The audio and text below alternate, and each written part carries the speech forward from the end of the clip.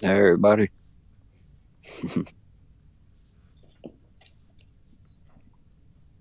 And we are live on the Poetic Truth channel for the first time. We're going to just be reading First Kings chapter 18 today. We got to just make sure all the audio is working correctly. Uh, Anthony, can you say something? Yeah, yeah, I just got the alert or the stream. Is it working? I can hear you, but I don't know if your audio is coming through on the YouTube video. So let me You just may hear an echo, but I'm gonna watch the video. see. I'll pull it up. We can just call this bit rate test. That Mormon Shaggy guy does that all the time. What's it called on the YouTube channel? Mormon Shaggy guy does. Yeah, I can hear it. Yep, it's There I coming am. through. Awesome. It's First Kings 18, Elijah study with the Remnant on the Poetic Truth YouTube channel. It's kind of like a 10-second delay or something there. Yeah, I have it set to low latency. I might just set it to normal. I'm just trying to figure out all the ins and outs of OBS. Let's see what screen is being displayed. Okay, cool. I got the right screen being shared. All right. Well, like I said, we're going to be going through First Kings chapter 18 today. We ran a little short on time, so I don't know, maybe later this week or next Sunday, we'll be going back over the text and speaking about the many parables that are written into this chapter. Today's reading is brought to you by Mr. Anthony Burleson. And um, yeah, thank Yeah, anyone. that guy. Thank anyone who joins us. Please subscribe, comment. We're just making our way through these scriptures as we eagerly await the appearance of Elijah on the scene as it is written of in the book of Revelations. Um, so yeah, we're looking to gather as many sheep as we possibly can, and would love for anybody to join us on Zoom. We are leading the study, but it is really more of a group discussion. None of us is classically acclaimed as a pastor or a theologian or has any special credentials to teach the Bible other than we love our Father, Yahweh Elohim. He gives us the authority, Amen. the authority levels and stuff like that. So, on that note, I've got the NASB 1995 edition on the screen share here. Anthony might be reading from the BSB or the Berean Study Bible. Uh, I'm waiting for it here, brother. There all we right. go. Because I accidentally put it in YouTube search, so I had to go back. All right, so you want me to read? Yep, ready when you are. All right. After a long time, in the third year of the drought, the word of Yahweh came to Elijah.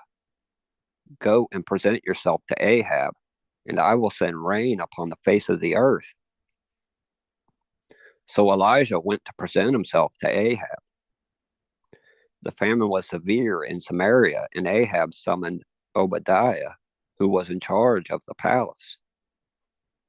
Now Obadiah greatly feared Yahweh, for when Jezebel had slaughtered the prophets of Yahweh, Obadiah had taken 100 prophets and hid them, 50 men per cave. providing them with food and water. Then Ahab said to Obadiah, "Go throughout the land to every spring and every valley.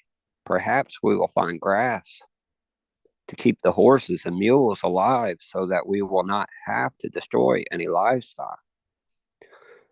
So they divided the land to explore. Ahab went one way by himself, and Obadiah went the other way by himself.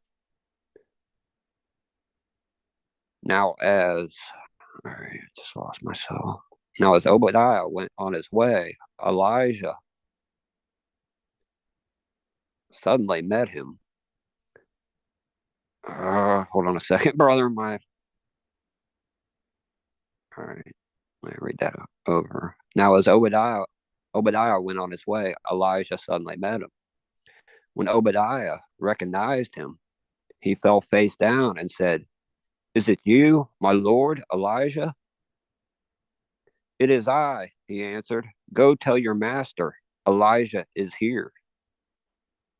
But Obadiah replied, "How have I sinned that you are handling your servant over to, or handing your servant over to Ahab to put me to death? As surely as Yahweh your Elohim lives, there is no nation or kingdom where my Lord has not sent someone to search for you.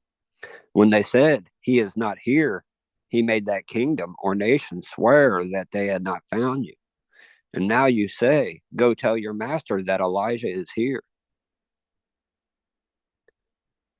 I do not know where the spirit of Yahweh may carry you off when I leave you. Then when I go and tell Ahab, and he does not find you, he will kill me. But I, your servant, have feared Yahweh from my youth.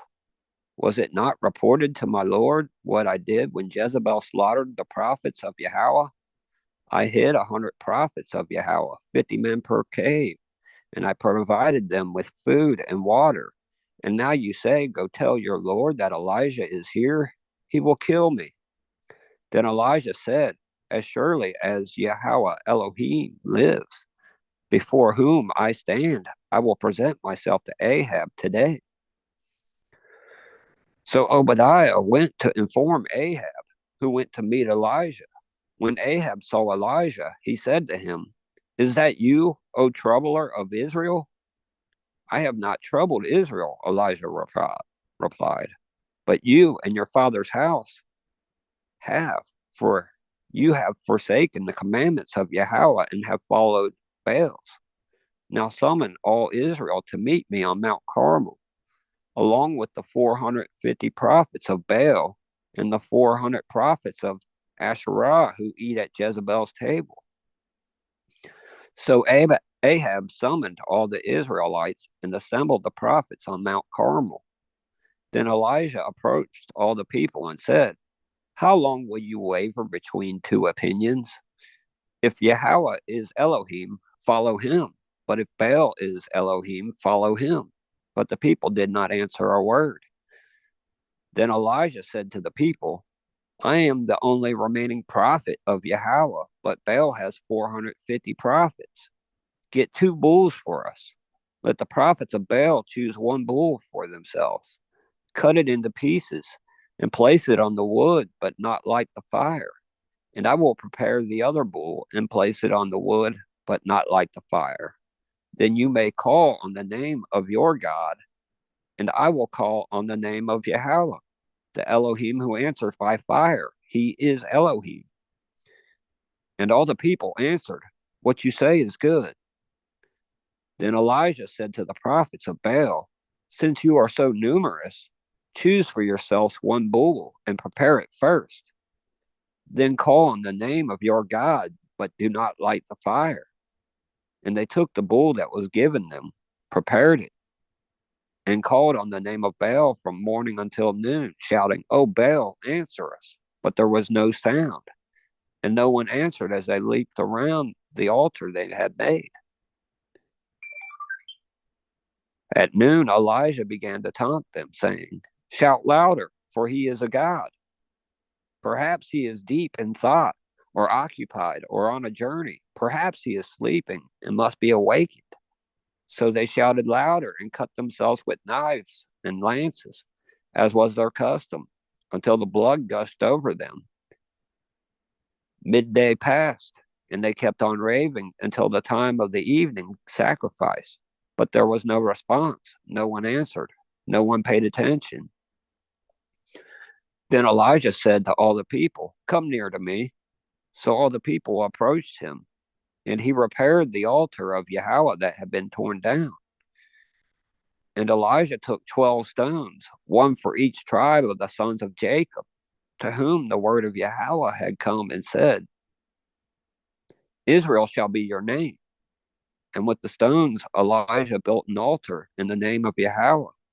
Then he dug a trench around the altar large enough to hold 2 seahs of seed. Next, he arranged the wood, cut up the bull, placed it on the wood, and said, "Fill 4 water pots and pour the water on the offering and on the wood." "Do it a second time," he said. And they did it a second time. "Do it a third time," he said. And they did it a third time. So the water ran down around the altar and even filled the trench. At the time of the evening sacrifice, Elijah the prophet approached the altar and said, "O Yahweh, Elohim of Abraham, Isaac, and Israel, let it be known this day that you are Elohim in Israel, and that I am your servant, and have done all these things at your command. Answer me, O Yahweh, answer me, so that this people will know that you, Yahweh, are Elohim, and that you have turned their hearts back again." Then the fire of Yahweh fell and consumed the sacrifice, the wood, the stones, and the dust, and it licked up the water in the trench. When all the people saw this, they fell face down and said, "Yahweh, he is Elohim. Yahweh, he is Elohim." Then Elijah ordered them, "Seize the prophets of Baal. Do not let a single one escape." So they seized them, and Elijah brought them down to the Kishon Valley and slaughtered them there. And Elijah said to Ahab, "Go up, eat and drink, for there is the sound of a heavy rain." So Ahab went up to eat and drink, but Elijah climbed to the summit of Carmel, bent down on the ground, and put his face between his knees. "Go and look toward the sea," he said to his servant. So the servant went and looked, and he said, "There is nothing there." 7 times Elijah said, "Go back." On the 7th time, the servant reported, "There is a cloud as small as a man's hand rising from the sea." And Elijah replied, "Go and tell Ahab, prepare your chariot and go down before the rain stops you." Meanwhile, the sky grew dark with clouds and wind, and a heavy rain began to fall. So Ahab rode away and went to Jezreel. And the hand of Yahweh came upon Elijah, and he tucked his cloak into his belt and ran ahead of Ahab all the way to Jezreel.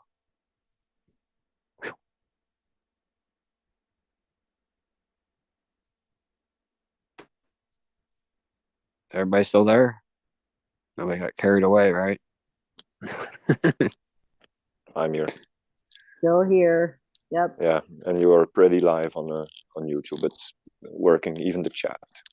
Although I have to say, you come in very loud and Derek comes in very low. So that needs to be adapted. How's this now?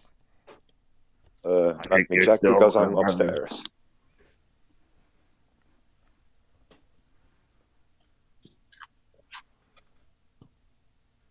You might want to put like a compressor or something on effect. Can you do that, brother? Yes, I do have compressor software on my computer. I just got to figure out how to. Actually, I might be able to run a that or a compressor. limiter to equal out, Yeah. the basic.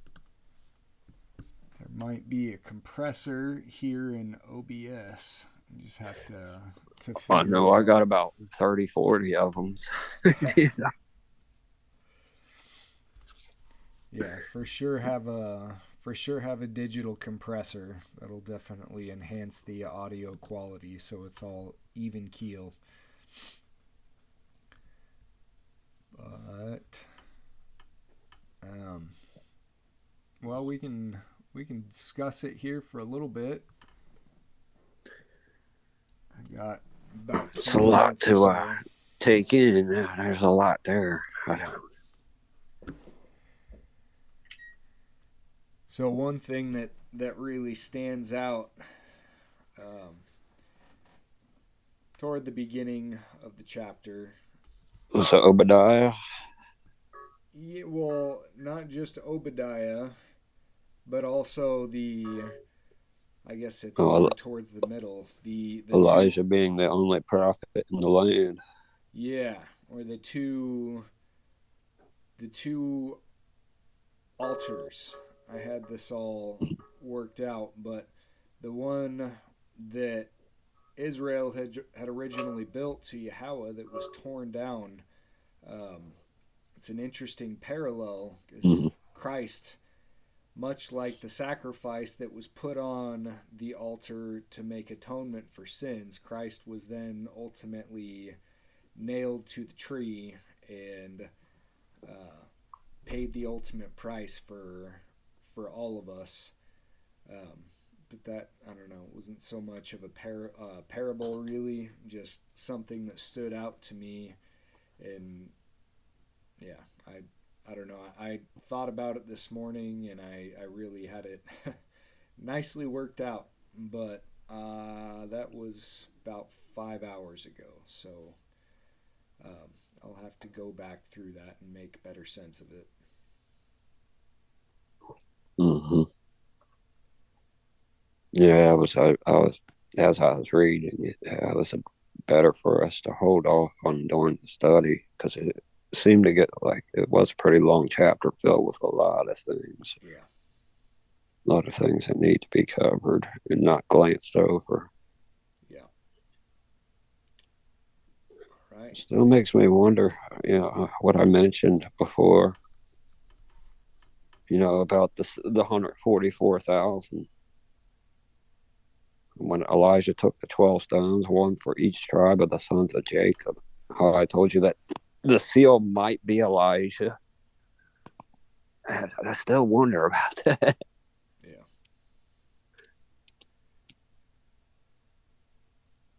Interesting how the way this comes to fruition. Elijah prays, and holy fire is almost instantaneously shot down from heaven and consumes all the stones of the altar, all the offering, the water scorches the earth. And I really enjoy the way Elijah trolls the prophets of Baal and the Asherah prophets. Can imagine the amount of noise there must have been with 850 prophets and all the people of Israel gathered on Mount Carmel.